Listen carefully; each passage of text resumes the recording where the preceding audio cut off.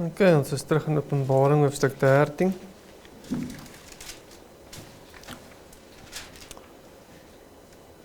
Ons gaan kyk vanaf vers 4 tot vers 7. En ons gaan volgende week aangaan van vers 7 af. Ons gaan nie die hele vers 7 doen nie.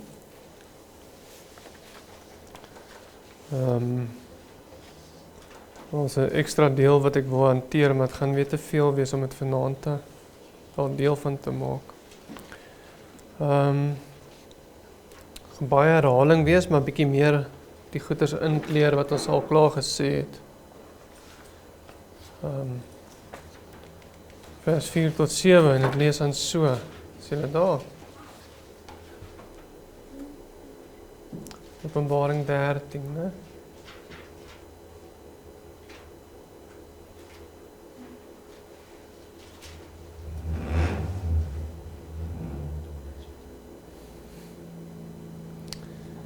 Vers 4 tot 7, en hulle het die draak aanbid, wat die dier mag gegee het, en die dier aanbid en gesê, wie is aan die dier gelyk? Wie kan brul soos die dier? Wie kan teen hom oorlog voer? Ja, maar reef hy kan jou.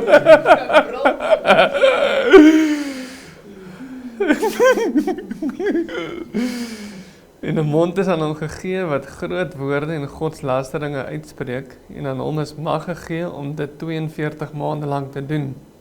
En hy het sy mond oopgemaak om te laster teen God, om sy naam en sy tabernakel en die wat in die hemel woon te laster.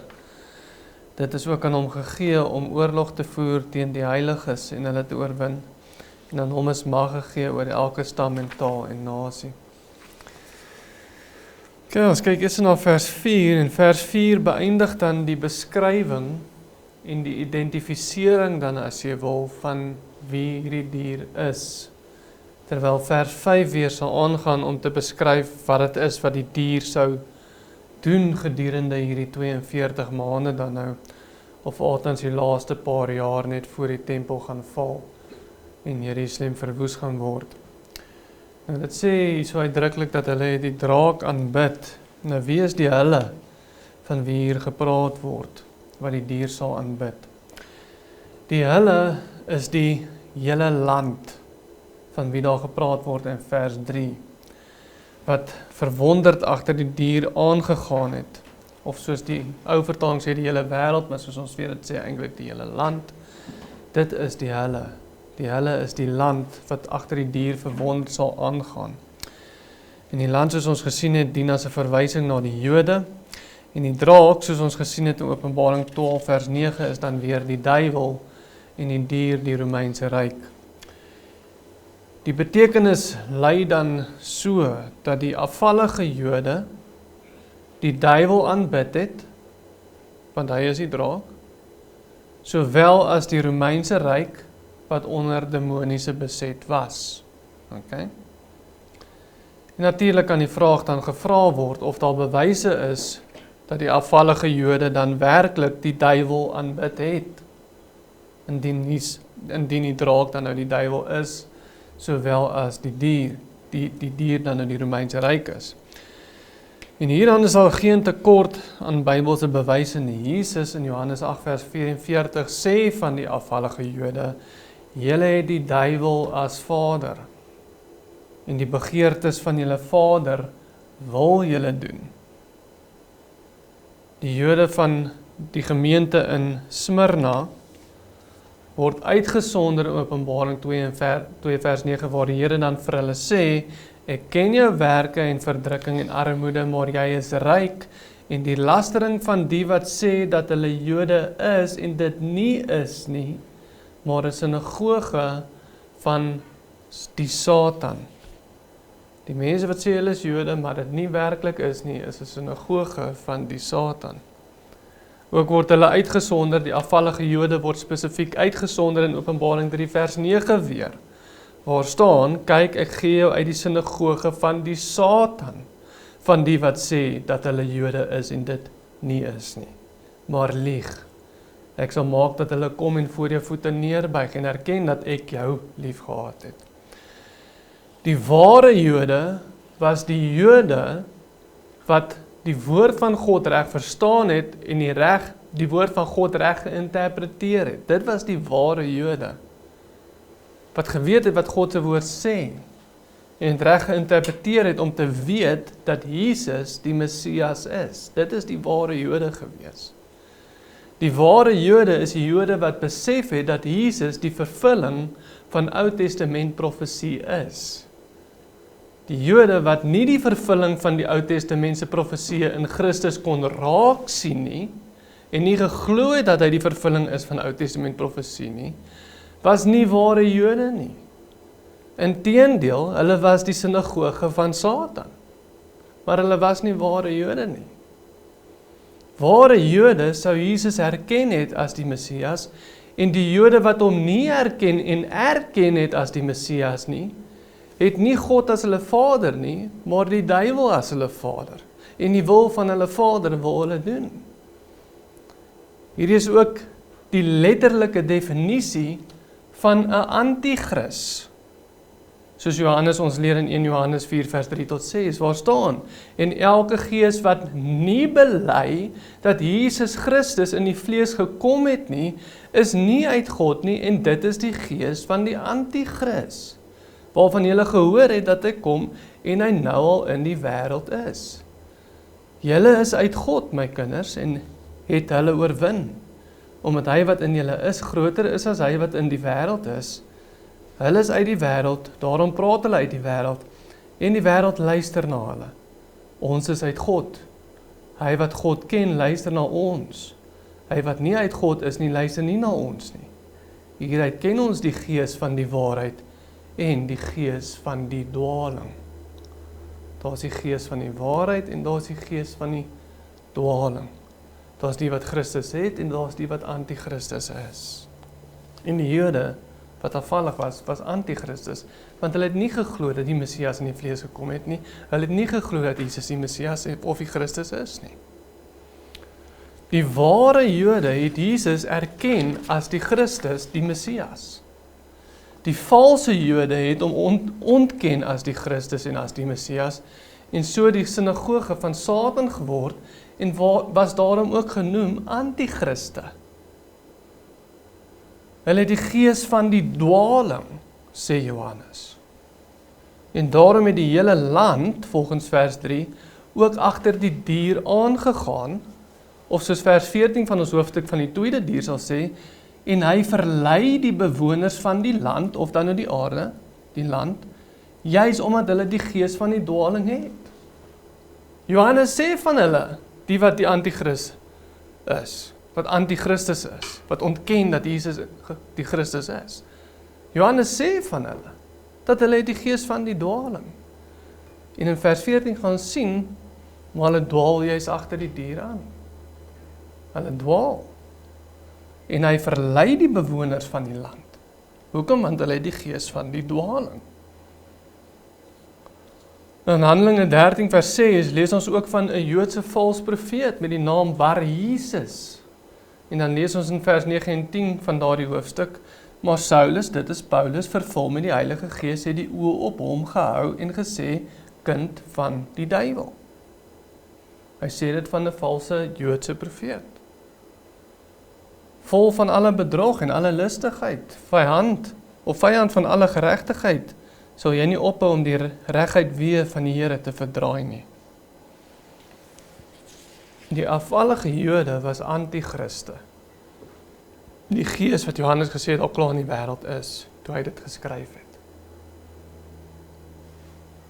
Die afvallige Jode was anti-Christe. Hulle het die gees van die dwaling gehad, en so het hulle die sinagoge van Satan geword. Hulle plek van aanbidding het dus 'n tempel van duiwelaanbidding geraak. Die sinagoge van Satan kan niks anders as 'n tempel van duiwelaanbidding wees nie. Of soos die woord dit stel dan, ja, die sinagoge van Satan. In vandag se terme sal ons sê, hulle is sataniste. Dis wat Jesus sê. Hulle is die sinagoge van Satan. Dit is duiwelaanbidding wat aangaan. En vandag noem ons dit sataniste. Dis wat dit is. 'n Satanis en dit wat Jesus sê hulle is Waar is die verskil tussen die twee nie? Hulle is sataniste. En so sien ons die Bybel bevestig dit wat ons vers van praat. Want dit sê, en hulle het die draak aanbid en die dier mag gegee. Die draak wat hulle aanbid het is die duiwel. Hulle het die duiwel aanbid. Hulle was sataniste. Hulle het die gees van die dwaling gehad.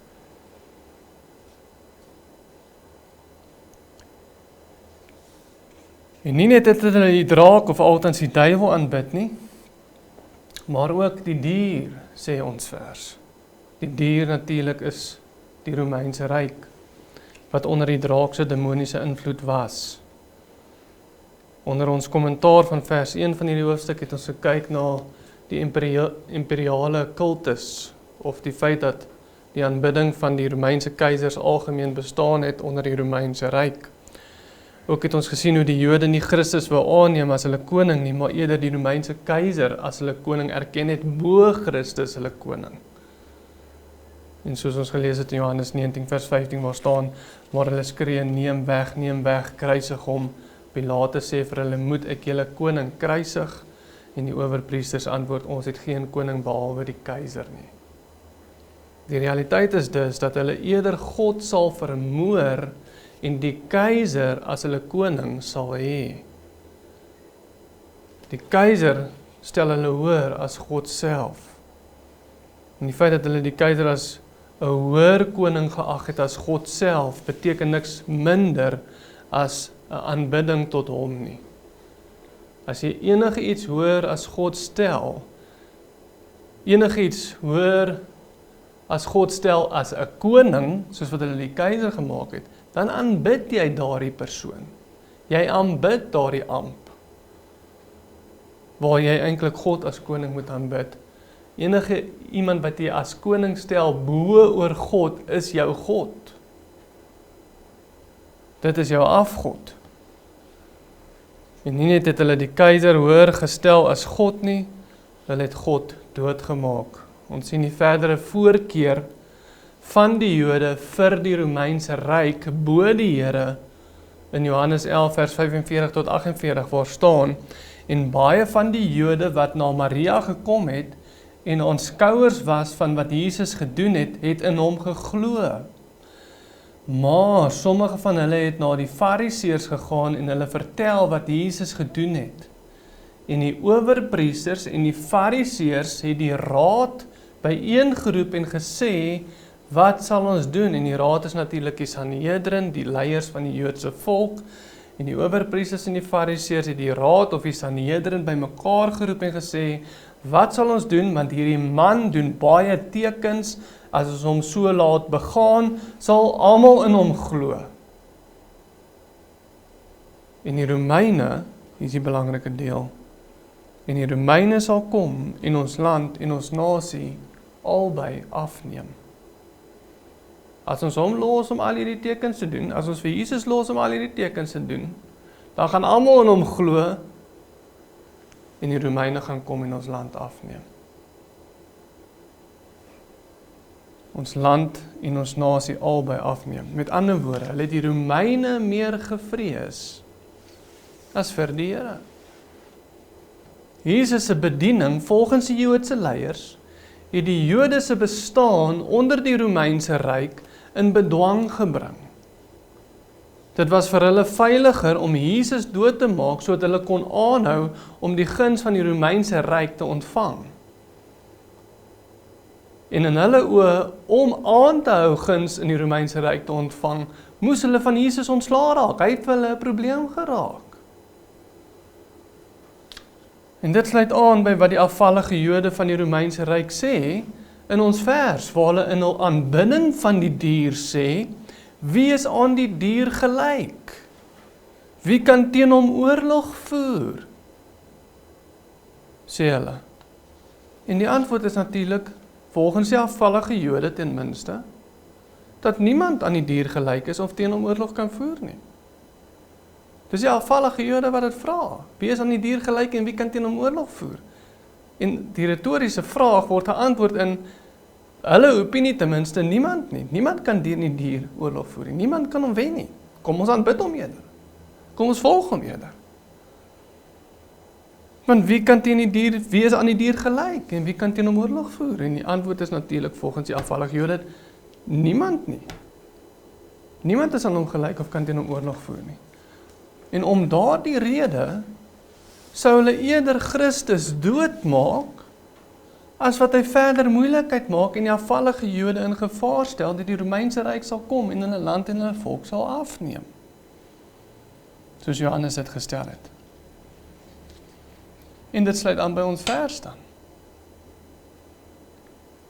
Toe Jesus sy bediening gehad het die Fariseërs na die owerstes van die volk gegaan en gesê, ons moet van hierdie man ontslae raak wat al hierdie tekens doen. Want as ons nie doen nie, dan gaan die Romeine kom. Natuurlik was hulle onder die indruk, maar hulle kan nie teen die Romeine veg nie. So kom ons raak eerder van Jesus ontslae. Ons kan nie die land verskerm van die Romeine nie. Ons moet eerder in hulle guns bly. Wie kan teen die dier oorlog maak? Niemand nie. Dis die antwoord op die retoriese vraag. Niemand nie. So kom ons raak eerder ontslae van Jesus. Dit was hulle opinie. Hulle het nie net die draak, naamlik Satan aanbid nie, maar ook die dier, naamlik die Romeinse ryk. En so het hulle Christus vermoor, want wie kan teen die dier oorlog maak en wen? Dit was vir hulle veiliger om Christus dood te maak, as om die dier te verontrus. Die ironie is natuurlik dat hulle moord op Jesus hulle lot juis geseël het in terme van wat die Romeine aan hulle gaan doen. Hulle het gedog hulle beskerm hulle volk en hulle nasie deur om Jesus dood te maak. En die ironie is, hulle het eintlik hulle lot geseël, en dat toe kom die Romeinse volk in God se oordeel en beleer hulle en verwoes hulle stad en verwoes hulle tempel. Presies die teenoorgestelde het toe gebeur, die ironie. Vers 5 en 6, en 'n mond is aan hom gegee, wat groot woorde en godslasteringe uitspreek, en aan hom is mag gegee om dit 42 maande lank te doen. En hy het sy mond oopgemaak om te laster teen God, om sy naam en sy tabernakel en die wat in die hemel woon te laster. Weereens, die Romeinse ryk het goddelikheid aan die Romeinse keisers toegeskryf. Daar was vir hulle altare gebou en die imperiale kultus was algemeen onder die bevolking beoefen. Nou, alhoewel dit algemeen bestaan het onder elke keiser, en soos vers 1 gesê het, daar op elke kop of op elke keiser 'n naam van godslastering gestaan het, was daar 'n definitiewe vervolging teen gelowiges, soos ons al gesien het, gedurende die heerskappy van keiser Nero. Dit was onder sy gesag wat die eerste offisiële staatsvervolging teen Christene, spesifiek nie-Joodse Christene, geloods was. Daar moet ook opgelet word, dat waar daar in die eerste 4 verse, wat vir ons die dier geïdentifiseer het, na die dier verwys word as die dier. Daar word die hele tyd van hom as die dier gepraat. Terwyl daar van vers 5 af weer na hom verwys word as hom en hy. En hierdie word waarskynlik gedoen om die aandag af van die Romeinse ryk af te draai en om 'n spesifieke keiser uit te sonder gedurende hierdie 42 maande. Natuurlik, al die keisers het nie almal bestaan gedurende hierdie kort periode van tyd nie.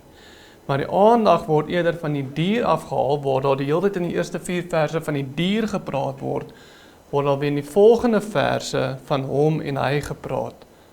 Waarskynlik dan om die aandag van die Romeinse ryk af te haal, tot die een wat die Romeinse ryk verteenwoordig op daardie spesifieke tyd. Naamlik Nero dan nou. Hierdie word waarskynlik gedoen om die aandag af van die Romeinse ryk af te draai en om 'n spesifieke keiser uit te sonder wat gedurende hierdie 42 maande regeer het, of soos Johannes hom uitsonder in Openbaring 17 vers 10, die een wat is. Daar was 5, een is, daar kom nog een. Alhoewel die diere verwysing is na die Romeinse ryk, word die Romeinse ryk wel deur Nero, wat een van die koppe is, verteenwoordig gedurende hierdie periode van tyd. want al die keisers kan nie op dieselfde tyd verteenwoordig in hierdie tyd nie. Dis 'n kort periode van tyd, dis 3,5 jaar, dis 42 maande. Nou alhoewel Nero al van 54 na Christus al keizer was, inteendeel Paulus het homself beroep op die keizer en gesê hy wil verhoor word voor die keizer, en die keizer waarop hy homself beroep het in Handelinge was juist keizer Nero gewees. Hy was al keizer van 54 na Christus afval. Was Rome eers in 64 na Christus, wat is dit? 10 jaar later was Rome eers afgebrand gewees. En hierdie voorval het Nero mos toe ook gebruik as 'n verskoning om Christene te vervolg, deur om aan hulle die skuld te gee, omdat daar ook bespiegeling was dat hy die brand begin het, en hy het toe vir Christene eerder die skuld gegee. Sommige teoloë beweer dat hierdie vervolging wat toe begin het, presies 42 maande was. Daar's 'n hele spul teoloë wat beweer dat dit presies 42 maande was, alhoewel geskiedenis of historiese bewyse nie so duidelik of so akkuraat is in my opinie nie. Daar kan wel gesê word dat dit meer as 3 jaar geneem het en dat dit minder as 4 jaar geneem het. So dit was tussen 3 en 4 jaar gewees. Dit weet ons vir 'n absolute feit. Of dit presies 42 maande is moeilik om te pyl. Maar dit verwys waarskynlik na hierdie 42 maande. Al kan ons nie dit presies bewys nie, dit verwys waarskynlik na hierdie 42 maande waarvan ons teks dan praat. So alhoewel elke kop van die dier, of elke keiser dan nou altans, 'n naam van godslastering gehad het, elke keiser het 'n naam van godslastering gehad, elke kop het 'n naam van godslastering gehad, soos ons gesien het in die begin van die hoofstuk, het Nero nie net godslasterlik opgetree deur om homself te verhewe bo die Here nie, sy lastering was spesifiek gerig teenoor God in 'n drievoudige vorm, naamlik teen sy naam, soos ons vers sê, sy tabernakel en die wat al in die hemel woon. En hierdie drievoudige verwysing word waarskynlik bedoel om Christendom in die geheel uit te beeld. Of waar God 'n drie-enige God is, is hy weer wel basies 'n antichrist as jy wil, 'n antichrist, want daar was baie antichriste. Die naam, soos al van gesê word, die naam is 'n direkte aanval op God self. Sy tabernakel is 'n direkte aanval op gelowiges wat nog lewe. En die wat in die hemel woon is 'n direkte aanval teen gelowiges wat klaar gesterf het.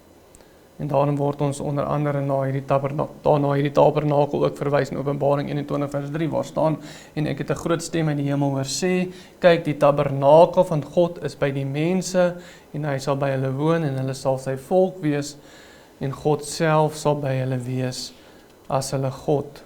En dit is dus nie 'n verwysing na die tempel nie, dit is 'n verwysing na God met sy mense, die gelowige gemeenskap op die aarde. Dit is nie 'n verwysing na die tempel nie, maar God wat sy woning maak onder gelowiges. Nou soos ons ook sal sien in die volgende vers, hierdie lastering vind nie net gestalte in die feit dat die keisers hulle self bo die Here gestel het nie, hierdie godslastering vind ook gestalte in die feit dat hy die Christene grootliks vervolg. Hy val hulle aan, hy maak teen hulle oorlog en hy maak hulle dood. Dit is deel van die godslastering wat hy pleeg, wat ander keisers nie noodwendig so streng gepleeg het nie. Want soos Jesus ook sê, dit wat hulle aan julle doen, doen hulle ook aan my.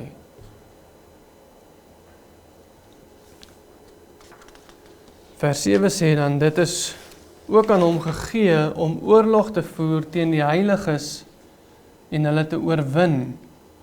En aan hom is mag gegee oor elke stam en taal en nasie. En ons sal volgende week die res van hierdie vers doen. Ons gaan net 'n klein deel daarvan doen.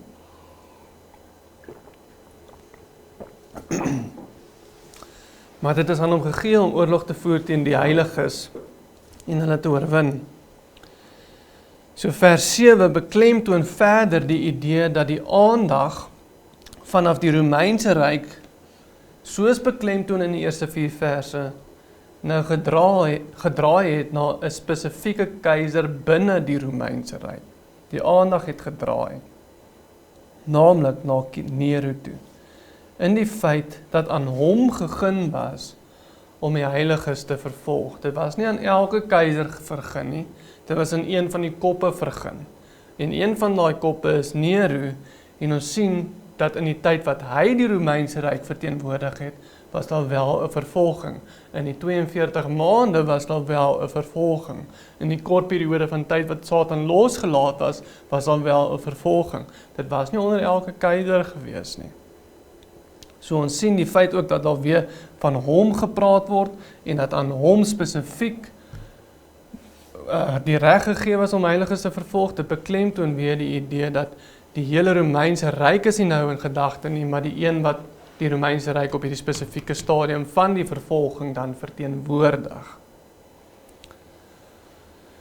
So wanneer die teks vir ons sê dat dit aan hom gegee is om oorlog te voer teen die heiliges, moet die vraag dan ook gevra word, gegee deur wie? Deur wie is dit gegee om dit te mag doen? En hierdie vergunning kan alleenlik gemaak word deur die Here self. Dit kan nie deur enigiemand anders gemaak word nie. Nou hou in gedagte dat hierdie vervolging en hierdie 42 maande gaan hand aan hand met die Satan se kort en laaste paar jaar wat gelei het tot die verwoesting van die tempel, wat die kortheid wat hy losgelaat was. Dit stem ooreen met mekaar, dit is dieselfde periode van tyd. Tot die verwoesting van die tempel en die finale einde van die ou verbond.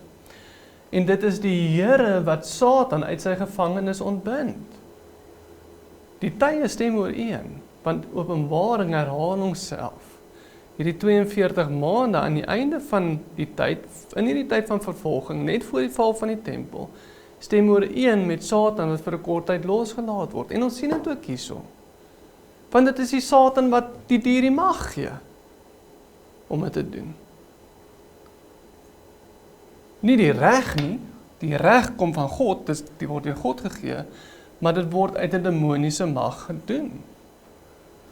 Soos ons Sondag gesien het, die primêre oorsaak is altyd God. Die sekondêre oorsake hier is die duiwel en die Romeinse Ryk. En veral dan nou Nero in hierdie tyd. Maar die tye stem ooreen, en dit is die Here wat Satan uit die gevangenis ontbind, daarso in hoofstuk 20. Nie Satan wat dit self doen nie, hy ontbind nie homself nie. Soos ons lees in Openbaring 20 vers 8, en wanneer die 1000 jaar volëindig is, sal die Satan uit sy gevangenis ontbind word. Met ander woorde, hy word ontbind, hy ontbind nie homself nie. Hierdie ontbinding is van die Here, en so het dit ook gekom dat die draak en die dier, soos ons lees in ons hoofstuk, saamwerk in hierdie vervolging, as sekondêre oorsake. Of soos ons teks genoem het in vers 4, en hulle het die draak aanbid, wat die dier mag gegee het, en die dier aanbid. Dis die draak wat die dier mag gegee het, en hulle het albei aanbid.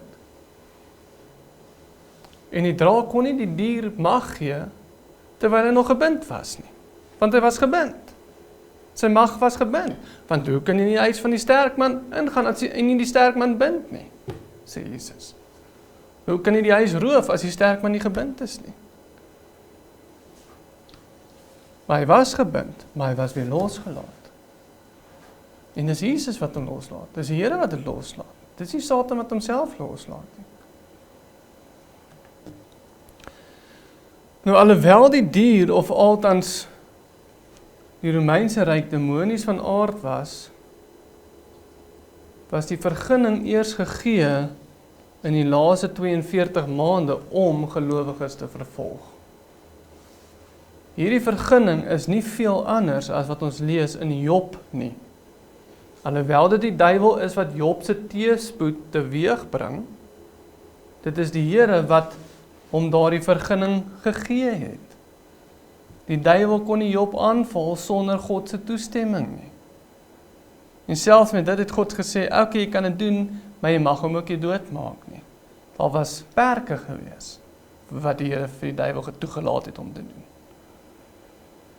En alhoewel dit onder andere die Sabeërs was, soos ons lees in Job 1 vers 15, wat baie van Job se eiendom verwoes het, dit was die mense, die Sabeërs gewees wat dit gedoen het, die duiwel was wel agter die inval gewees. Nou was dit nou die duiwel, was dit die Sabeërs? Nee, het was al twee. Want die draak gee vir die dier sy mag. Dis dieselfde, dit gebeur presies dieselfde. Net soos die Sabeërs onder demoniese invloed was en deur God vergun was om Job aan te val, so is die Romeinse ryk nou onder demoniese invloed en word deur die Here vergun om die nie-Joodse gelowiges aan te val. Net soos wat Job, 'n nie-Joodse gelowige, aangeval was. Die kerk in Smyrna was ook hierteen gewaarsku gewees. Waar ons lees in Openbaring 2 vers 10, waar staan, vrees vir niks wat jy sal ly nie. Kyk, die duiwel gaan sommige van julle in die gevangenis werp, sodat julle op die proef gestel kan word en julle sal 10 dae lank verdrukking hê. Wees getrou tot die dood toe, en ek sal jou die kroon van die lewe gee. En hierdie was natuurlik geskrywe net in die jare voor die val van Jerusalem, die laaste paar kort tydjie. En soos die bronteks ons leer van hierdie vers, sê hierdie vers eintlik die volgende: moenie bang wees vir die dinge wat jy op die punt is om te ly nie. Kyk, die duiwel is op die punt om sommige van julle in die gevangenis te werp, sodat julle getoets word en julle sal verdrukking hê 10 dae. Wees getrou tot die dood en ek sal jou die kroon van die lewe gee. Hy is op die punt om dit te doen. Melo in die Grieks.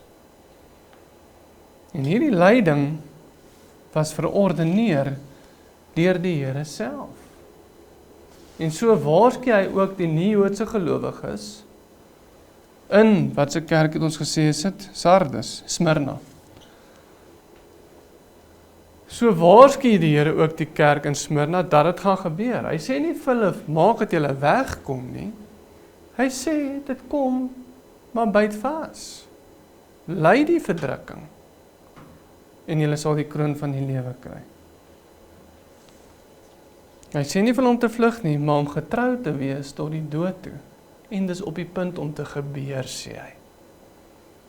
Want as ek reg onthou het ons gesê, Johannes het geskryf rondom 64, 65 na Christus, daai periode van tyd. Letterlik net voor die vervolging van Nero begin het. Of miskien daarvoor die vervolging van Nero begin het as gevolg van die brand in Rome. En hy het gesê, Satan is op die punt om julle dood te maak, en julle gaan doodgaan. Die Here waarsku julle. En hy sê nie vir hulle vlug nie, hy sê, wees getrou tot die dood toe.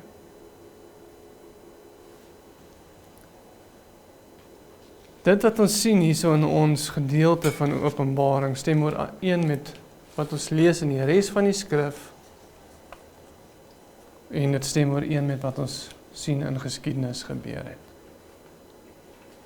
Daar was die gees van dwaling oor die Jode, hulle het die Satan aanbid, hulle het die keiser hoër as God self geag, hulle het die Romeinse ryk hoër as God self geag, hulle het God doodgemaak, sodat die Romeinse ryk nie hulle land kom afvat nie.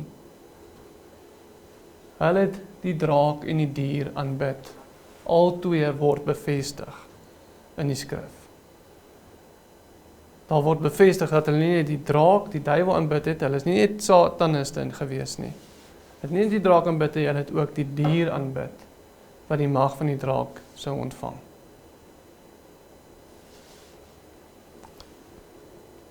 En dit was aan hulle gegeen om dan die nie-Joodse gelowiges te vervolg vir daardie 42 maande, deur die Here. En dis wat die Here ook vir Smyrna gesê het gaan gebeur. Dit gaan kom. Moenie vlug nie. Die Here kon vir hulle gesê het vlug. Maar hy het nie gesê hy vlug nie. Al sê hy vir hulle presies wat gaan gebeur, hy sê nie vir hulle vlug nie. Hy sê hulle gaan doodgemaak word. Byt vas tot die einde toe. Volhard tot die einde toe. Gaan dood, sê hy. En so word profesie vervul. En hulle was, al ken ons nie hulle name nie, hulle was waarskynlik, nie waarskynlik nie, hulle was definitief toe doodgemaak. Want dis wat die Here gesê het gaan gebeur. En dan sal ons volgende week bietjie dieper ingaan oor die tweede helfte van vers 7. Oor die vervolging teen die heiliges en dat hulle oorwin is. En dat aan hom mag gegee is oor elke stam en taal en nasie. Maak dit sin? Enige vrae? Maak dit sin? Okay. Pas mooi in mekaar. Maar toe, kom ek sluit dan vir ons af. Here, ons dankie vir die woord en ons dankie vir die waarheid wat daarin is. En Here, gun dit ook vir ons om te volhard tot die einde toe, selfs al lei ons nie hierdie dieper vervolging nie. Help ons om ons oë op U gefestig te hou. Help ons, Here, om ons oë op die hemel te hou, wetende dat U ook vir ons daar 'n plek voorberei. Gun dit ons, Here, om nie die wêreld lief te hê nie, maar om U lief te hê. Gun dit ons, o Here, dat ons hierdie wêreld sal verloon, Here, sodat ons U as wins sal verkry. Lei ons in dit, o Here, want ons is nietig en ons is hardkoppig en ons is sondig. Maar wees ons genadig, Here, ter ere vir Uw en van U heilige naam. Amen.